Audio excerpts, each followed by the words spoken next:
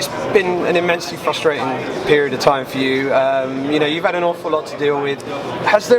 Was there like a moment where you wondered if you would ever be in this position to step back in the cage again? Oh, when I signed to fight Justin Scoggins, I didn't think I'd make it through training camp.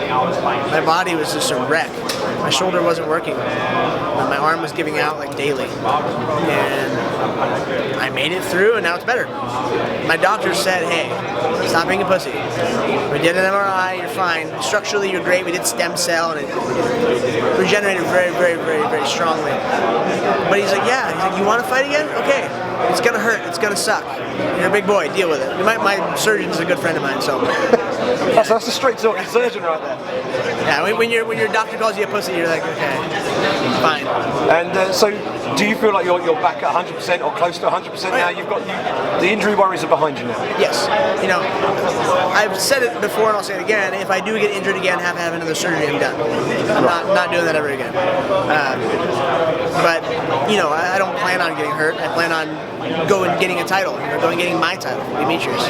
Well, that was my next question. Obviously, there's the frustration of being injured, but there's also the frustration of you're in a division where people are talking about Demetrius has cleaned out the division, and you're basically sitting there as one of the best 125-pound fighters in the world, and you haven't had that opportunity to get back up there and fight him again. How frustrating has that been, especially when you hear people like myself in the media talking about Demetrius has cleaned out the division?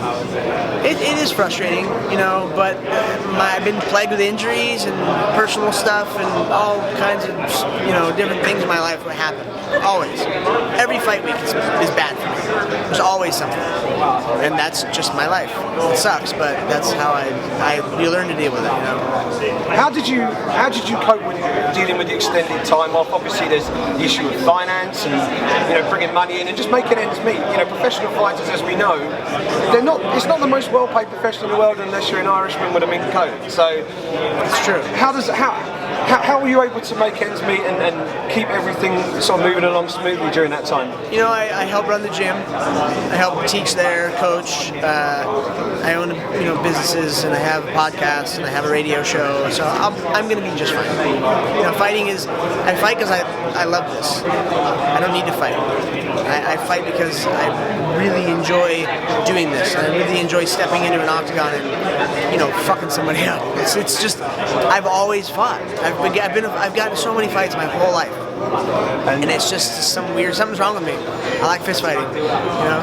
And you've got a cracking matchup this weekend, Neil Seery. What do you make of him as an opponent? I know he's obviously hugely popular on this side of the pond. What do you make of him as an opponent and as a fighter? Respect him a lot as a fighter and as a person. He's a great guy. It's an exciting opponent, you know. And plus, knowing your opponent has one gaping hole in his that you can exploit, like wrestling and jiu-jitsu, that's always a plus, you know. So I can always use that. And does it play into your game plan in any way, knowing that this is a guy who is going to retire at the end of the fight?